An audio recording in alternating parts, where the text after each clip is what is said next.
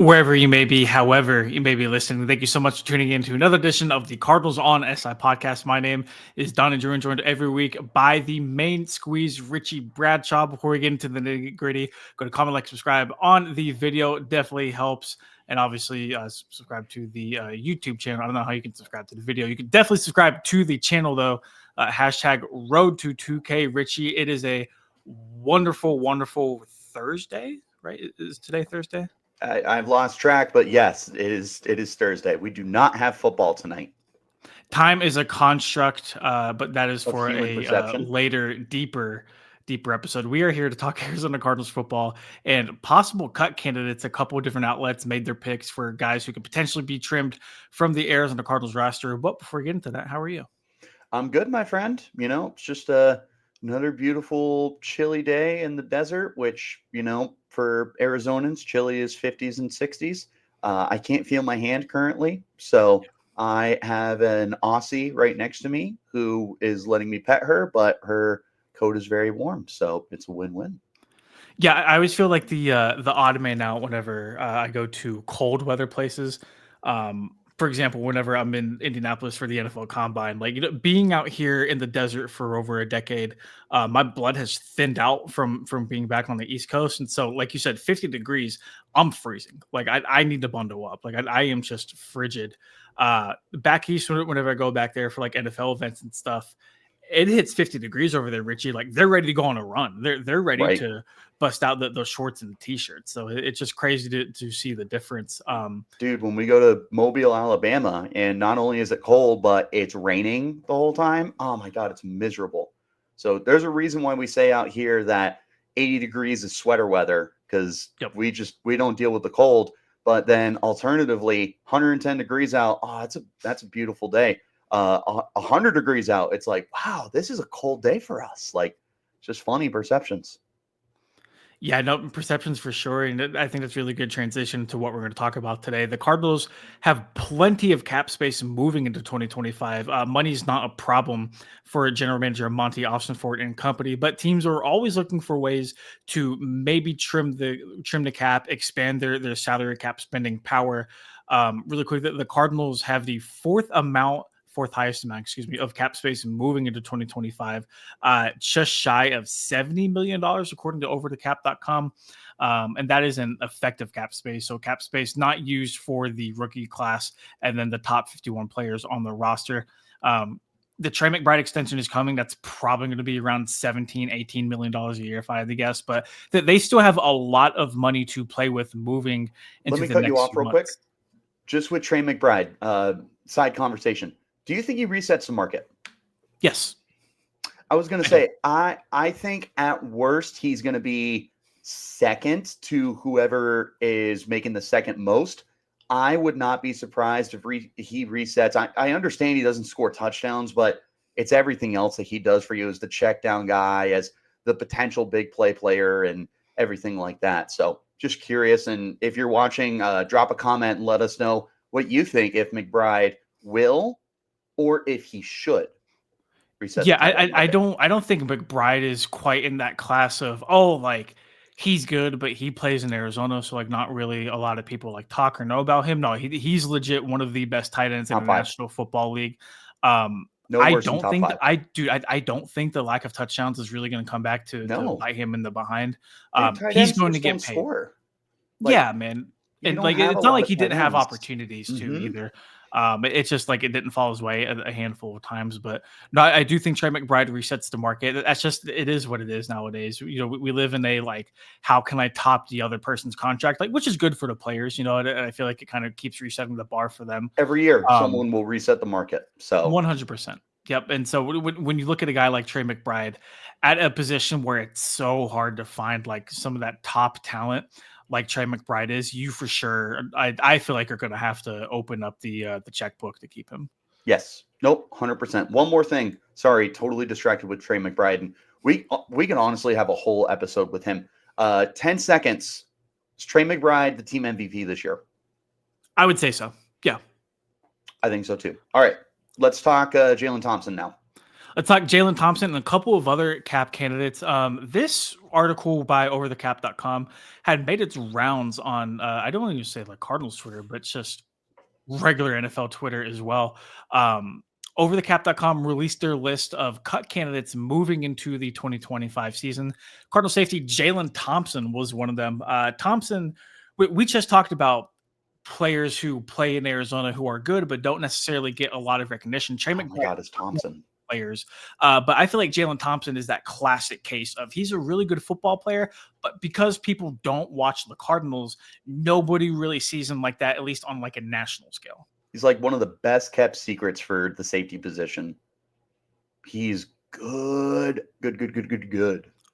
He is very, very good. But Richie, he's moving into the last year of his contract. Rookie Dadrian Taylor Demerson, who we're obviously big fans of on the podcast, Rabbit, affectionately known in the locker room. You know, fun fact: the Cardinals special teams coach Jeff Rogers does not call him Rabbit.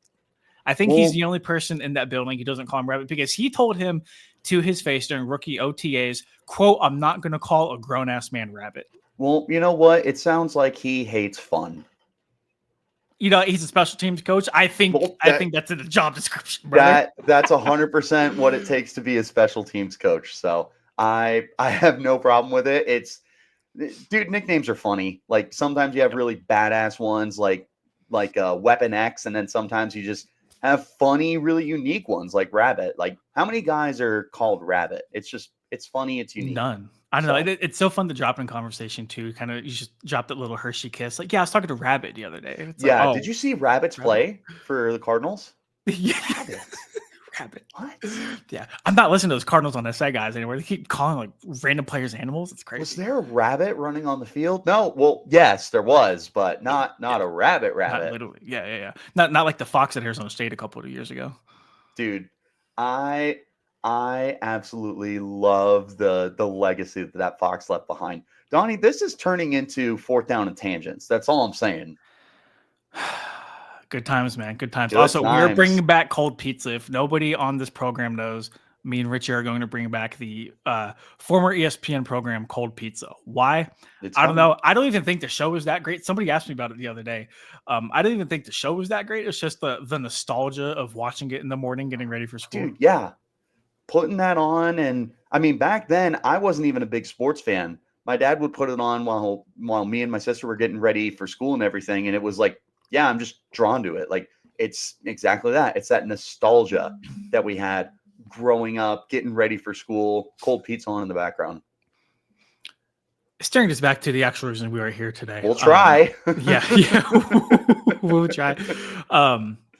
The reasons why Jaylen Thompson was listed as a potential cap casualty by OverTheCap. So he's due at least $3.75 million in cash. Thompson is due $9.7 million. Has a negative contract fate, which basically says, hey, like the rest of his contract does not play out very, very well in the team's favor for whatever metric they used. I'll drop this article in the description so people can read and like click on it and discover more. Their cutoff line for it was 50%. Thompson was at 75%. I don't think that's a good number to be at. And then the final bullet point within the top 100 players of worst contract valuation above medium starter, Thompson was at like 980,000 or like some crazy number like that. So basically what that's saying is like Thompson's overall rest of contract does not project well. He's due a decent amount of cash in 2025. And when you compare his contract to the average starter at his position, he's kind of overpaid. So like all of that leads into OverTheCap saying, hey, you know what? This could happen. Jaylen Thompson, by the numbers, is a cap casualty candidate. And then, like I said, under the bullet points right now, like cap space is not a problem for the Cardinals, fourth with $71.6 million in overall cap. I do think that number dropped a little bit after they had signed some players to future/reserve contracts. But nonetheless, according to OverTheCap, cutting Thompson pre-June 1st would save Arizona $6.5 million against a salary cap. That number is nothing to shake a stick at, Richie. No, that's a big number, dude. That's a big number, but this is going to lead right into the conversation. Is that worth not having Jaylen Thompson? Here's the thing. I would rather see the Cardinals find a way to rework the contract, whether that turns into a 1-year extension or maybe you convert that into some kind of signing bonus. and lower the number, because Jaylen Thompson is just not a guy I'm interested in losing. Like, I understand that the rabbit, I can't remember his name for some reason. I know that Rabbit is a very exciting player, but I don't know if I'm ready to throw him out there as a full-time starter. And there is a really, really, really big advantage that defensive teams can have by having 3 safeties, having those guys that can rotate, having a safety that can play near the line of scrimmage or line up in the nickel for 3 wide receiver sets you need to counter. Like, having 3 safeties and quality safeties at worst is a huge advantage for defenses. And that would be my biggest drawback here, is you have an advantage that not a lot of teams have, and you're potentially moving on from it. But I understand, like, cap casualties happen, and Jaylen Thompson is, quote, getting up there in age. Like, he's still not the oldest guy. How old is he? I'd want to say like 26 or 27. Getting up there in age. Can you look that up? Yeah. He's not that old, man. So, but again, he's 26. He's 26. Dude, and that's what I'm saying. Like, this is still a young football player, but they may perceive it as, let's get a youth movement going on kind of thing. Let's get younger. Let's get cheaper. So I can hear those points, but to sum it up, I wouldn't like it, and I would prefer you find a way to rework his contract or extend him instead of cutting him. Yeah, I think if the Cardinals were in a different position to where they needed the cap space, they needed to dig themselves out of a hole. And if you're looking for different places to make that money appear, that'd be your first I don't think it'd be easy. I think it would make sense, though. I think you could see the logic behind it, but they don't need to. They don't need to generate that cap space. I very much follow the train of, hey, Dadrian Taylor-Demerson had a really good rookie year. Whenever he did fill in for Jaylen, whenever Jaylen Thompson was injured for, I think, a couple weeks span, he played fine. Like Rabbit played very well for what he was asked to do. I do not think that just opens the door for a guy like Jaylen Thompson to say, you know what, we liked what we saw out of Rabbit after Chusta's rookie season. You know, we can save $6.5 million off of the cap.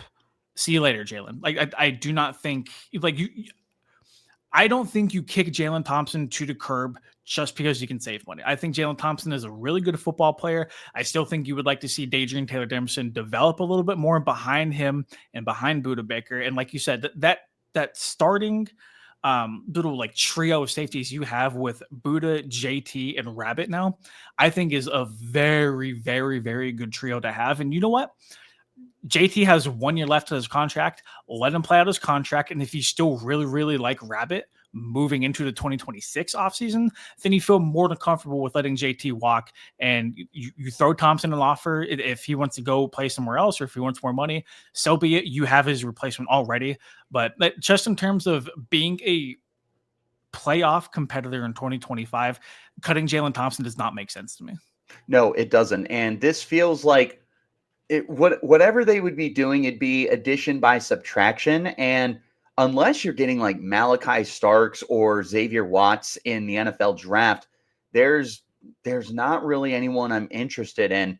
I guess you could pay Javon Holland, who's hitting free agency, but do you really want to sink 2 huge contracts in the safety spot? Probably not. So I just don't know what the logic would be behind cutting Thompson, who's a young football player, and all things considered, you don't need that cap space. So all you would be doing is making your defense worse, in my opinion. And you look at the NFC West, and I see teams that have 3 receivers. I see teams that are deep at running back, and I see teams that have no worse than quality quarterback play. Having that third safety is a huge advantage, and having a guy like Thompson, who has a lot of playing time under his belt at this point in time, that's a huge thing for Arizona to potentially move on from. It just doesn't make sense to me. And I think it'd be a really bad move. And I don't see Austin Fort making bad moves. If he did that, though,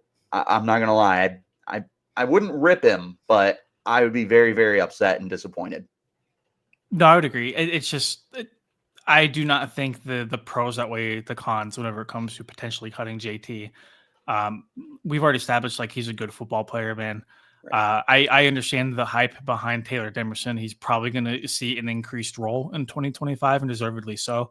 But like with how creative Nick Rallis and Jonathan Gannon get with that defense, there's ample opportunity for everybody. I just to be a good football team, you want to keep good football players. Jaylen Thompson is a good football player. And I think with the Cardinals having ample amount of cap space right now, with Jaylen Thompson moving into the final year of his deal, I just can't see it happening. But Right. glad we're on the same page about that. Bleacher Report also had released a list of potential cap casualties for the Cardinals. Number one is running back DeeJay Dallas. And I'm more open to this. Yes. I do want to say whenever DeeJay was signed last offseason, everybody kind of knew he was going to be a special teams guy. He was forced a little bit more into action down the end of 2024 just because injuries to James Conner and Trey Benson. But it's awfully tough to have a guy like Dallas on the deal that he is on. And just only have him kind of be like a core special teamers. And obviously that's a very, very important part of the game. The Cardinals special teams unit was one of the better ones in the league in 2024. That being said though, man, I don't think you're hurting a lot if DeeJay Dallas does not return to the football team in 2025. That's not a slight to DJ whatsoever, but just more so the roles of the guys ahead of him in the running back room. Right. And 3.1 million is a lot of money for a special teams returner. And he did have some good plays this year. I mean, none more so than Buffalo, where he housed that first kick. It was the first kick return touchdown, not only of the season, but under the new structure of the kickoffs that the NFL had that they had implemented this year that was supposed to generate those kind of plays. And DeeJay Dallas accentuated that. So, like, I understand, but okay. I like that. Thank you. Accentuated. Dude, every once in a while I got a nice word for me. Is there a calendar where you just have one word a day on it and you just rip it and you're like, I'm going to use that word today? No, I'm not smart enough for that, Donnie. I got Mountain Just use accentuated in a sentence. Like, what do you mean not smart enough? I learned that from Arizona State, certainly not from Mountain Ridge. Forks up, baby. No, but it's a lot of money to sink into a returner, and the returner position has totally died off in recent years. Like, you don't have Cordero Patterson or Devin Hester or Josh Cribbs or any of those elite dynamic guys anymore. Who's the best returner in football right now? Like, probably Keyshawn Nixon from Green Bay. And other than that, I can't really name any other guys that are that dynamic. So 3.1 million to sink into that is a lot of money. You look at the depth in the running back backfield, and it's James Conner, it's Trey Benson, it's Michael Carter, and DeeJay Dallas is at best the fourth runner. You typically don't want to keep more than 4 running backs, and I would rather draft a younger guy. People's running back? Oh, no. Okay, I know. No. You'd have to spend a lot of capital for him. I would be looking, if you drafted a guy, it would have to be really late. Take a look at like a Devin Neal or something. But neither here nor there. I'd rather go younger and cheaper than hold on to Dallas. And that's not indicative of him being a bad player at all, like you said. Nope, completely agree. I wouldn't be shocked if Dallas sticks around. Nope, they seem to like him. They really value special teams. He's a good player. Out of the players we have talked about, though, between him and JT, the guys we are going to talk about, his would be, I think, the most understandable, probably. Mack Wilson, number 2 on Bleacher Report's list of cap casualty candidates. Yes, sir. When you said the one that makes the most sense, are you referring to Dallas or are you referring to Mack Wilson? Dallas. Okay, just making sure, because I know we transitioned into that. I just wanted to make sure I'm on the same page. Please continue. No, 100%. I think more than anything, this one might make the least sense just because Mack Wilson playing that inside linebacker role. Yep. Also that versatile edge rusher role. The Cardinals could lose Kaiser White in free agency. It looks like he's going to test the market. We'll see ultimately where he ends up. But cutting Mack Wilson along with losing Kaiser White, I don't think is a very big recipe for success. No, not at all. I think Wilson was the coveted chess piece that a guy like Gannon and Rallis wanted in their defense heading to 2024, and that's exactly what they got. Exactly what they got. They sang his praises from start to finish whenever he showed up in Arizona. I think he's going to be a big part of that defense moving forward. And admittedly so, like, I forgot who wrote this article for Bleacher Report, but they said, hey, like, this number, the reason why Wilson's here is just financially, like, it does not make sense. Like, he's not on the bad contract. I don't know, man. The number doesn't outweigh anything close to the benefits of him being cut. Right. And what have we said since the start of the show is you're not hurting for cap space. So these are moves that they don't need to do. And Mack Wilson was an integral part of this defense last season. Like, they loved the versatility that he presented. You might lose Kaiser White. Are you really willing to move on from Mack Wilson as well and recreate your linebacker spot? Is Zaven Collins going to move again in his career, go to middle linebacker? Are you going to splurge? I wouldn't hate that. You know, man, I wouldn't hate that. I hear you. The problem I have is you can't find a spot for him, and continuing to move him all over the place, I don't think it's been good for his career. No, I agree. If keeping it the buck here, man, he's a better inside linebacker than edge rusher. Yeah, no doubt. But I mean, what would be your plan? Like, you can move Zaven there. I feel like there'd be an adjustment again because he's been playing edge. You could trade for Quay Walker from Green Bay. I don't hate it. I don't love it. You could draft a linebacker in the first round like Jahad Campbell or Jalen Walker, who would play a Mack Wilson role because he's got that edge rushing experience. You could find someone later, but you think Walker goes top 10? Jalen Walker, yeah, the Georgia linebacker. No. I've seen people go up and down on him. I still find him to be a first round lock. I've seen people that don't have him there. I like him too much, and like I said, he plays linebacker, but he's got the pass rushing ability, so you don't have to play him at edge. I would like to see him at edge, but there's potential all around for him. But again, back to the point, like, you could recreate the linebacker room. Should you? I don't know. Linebacker is not the sexiest position anymore. It's not the most important position on defense the way it was in the 2000s and the 90s and the 80s. But you still need good linebacker play. You can't afford not to. Look at the Eagles. They took a chance on Zach Bond, and he's a Defensive Player of the Year finalist because of how good he was this year. That defense benefited so much from his tackling ability, his coverage ability, his pass rushing ability. It takes your defense to another level when you've got good linebacker play. And potentially losing White and then moving on from Wilson, you're taking a big gamble on whatever you can bring in. 100%. And then moving on to the last cap casualty candidate from Bleacher Report. Sense. This does make the most sense. Jonah Williams being cut post June 1st designation. Williams week 1, dating even before that, signed a two-year $30 million contract with Arizona to start at right tackle after the team had moved Paris Johnson to left tackle. Came in, I mean, he didn't play a lot. He played 1 quarter in week 1 before getting hurt. Had that knee injury, eventually came back, suffered another injury that saw him miss the rest of the year. This is purely speculation, man. Purely speculation. No reporting, no anything like that. Jonah had like a brace on his leg in the locker room for like exit interviews. And, just my opinion, he was moving kind of gingerly. I think he really messed up whatever specific injury that he had. This kind of feels like a DJ Humphrey situation all over again for me, man. Like, tackle gets hurt at the end of the year. Like, you might want to move on sooner rather than later. Like, you want to be the team that cuts a guy a year earlier than it being a little bit too late. A year too late. Right.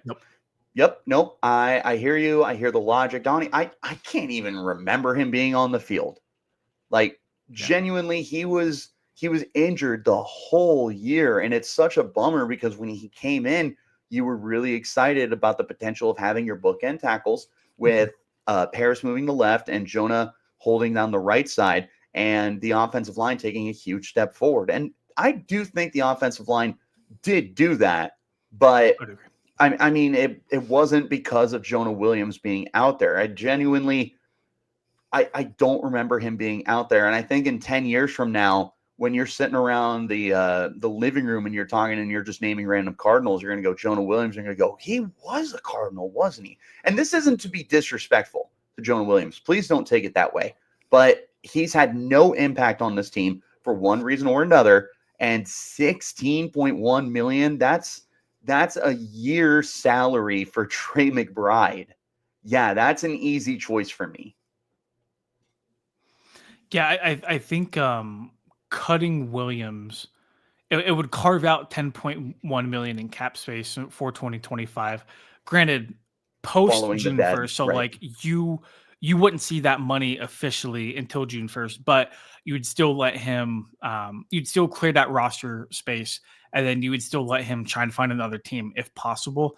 I don't know the severity of the injury that Williams had. I don't know if this is like a carbon copy of DJ Humphries, because DJ Humphries tore his ACL the second to last week of the year, pretty much. Like he was set to miss a very big portion of the following regular season. So It's got a chance that for a made ring, sense. though. Yeah, no, He's got a for sure. chance for a It ring. made sense for the Cardinals to part with him.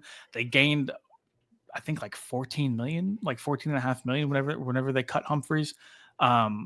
They wanted to kind of get that youth movement going along the offensive line anyway, which it's just that move at the time made sense. It still makes sense now, and I can't help but shake the feeling that cutting Jonah Williams again would be a similar sentiment to be carried. You cut Jonah Williams. Does right tackle become the priority in the draft? Or do you still think edge rusher or defensive tackle is number one? Well, you got to look at it like this. Who's going to play right tackle for you? Like right now, Kelvin Beachum might retire. Right. Beachum filled in pretty well down the stretch after he got his feet underneath him. He sure did, and we ripped him to shreds on this pod. After the Buffalo game, absolutely, because he stepped in for Jonah Williams in Buffalo, did not look good at all, and then got hurt, I think, the following week. Rebounded in very, very good fashion, very good manner. Shout out to him. Yeah. We'll see if he comes back. We'll see if he returns for another year, but I think tackle shoots up the board if you end up cutting Jonah Williams. And honestly, man, with Jonah heading into the final year of that 2-year contract, I think right tackle should be a priority anyways. Right. And for me, God, I don't have a list in front of me of free agents. I would look to see if I can find someone in the free agency market. How about this? Would you trade a 2026 day 3 pick and roll the dice on Evan Neal?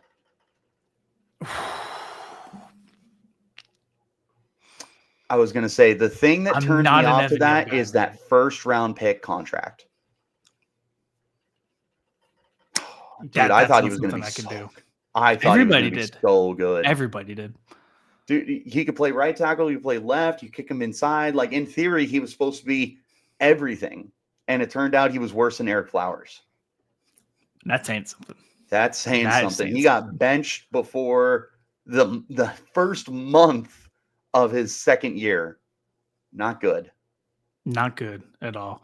Shout out to Harley in the background, by the way, kind of creeping into the picture. Well, most of the time, like I said, she's been under the desk, and I've been giving her lovin's and warming up my hands. So, it's not as cold as before. So she's being very needy right now, but I can't blame her. She is just a baby. She is just a baby. She's just a girl. She's just a girl. She's just a girl. That's all I know. Captain Marvel? Yeah, that's totally where that song is from. Sure is. I don't know. It is in the movie. It's just no one would relate that song to Captain Marvel. Leave another comment if you saw Captain Marvel. Oh, jeez, man. Oh, man. All right. Cut candidates. Jaylen Thompson, sounds like we're both on the same page. No. Yes. DeeJay Dallas, wouldn't be upset if it happened. I don't mind if he stays. I understand if he goes. Mack Wilson, absolutely not. Absolutely not. Jonah Williams, probably the most understandable out of the four. Yep. Well, and another thing to consider is that 10.1 million that you get post June 1st, that can be spent on a veteran that got released during camp, or, maybe down the road, 2 months in, someone gets injured. Oh, well, this person's on the market. Let me go ahead and bring them in as a veteran. You don't have to worry. If you spend in free agency in March, you'll have that money later on to make an addition mid to late season if you need to bring a guy in, or maybe you're making a push for the playoffs, or maybe you want to bring someone in via trade and you just need that cap to take them over. That's a lot of money to save going into the year. Could not have said any better. Do you have any parting words? I'm just very happy I get a haircut today. There you go. You gonna trim the beard or no? Oh yeah, always trim the beard, get the mustache off my lip. I know some people love like the real thick mustache. It bothers me when it sits on my lip. Like I can't do it. Same. Crazy facial hair over here, man. I'd be curious what you look like, but I think you absolutely rock the like that 5 o'clock face? shadow. No, I wouldn't call it a baby face. No one rocks a 5 o'clock shadow better than our friend Connor Drios, so I'll tell you what. That is true. That's a man right there. That is a handsome man. Shout out to Won't Dr. watch Oreos, this baby. podcast. Never He's a does. rat bastard. No, he'll send me all the stuff for PHNX. So thank you, Connor. Exactly. Shout out to Bo and Johnny over at PHNX, man. Well, at least we love Bo and Johnny. We do love Bo and Johnny. Great people. Good guys. Always welcome on this podcast. 1000%.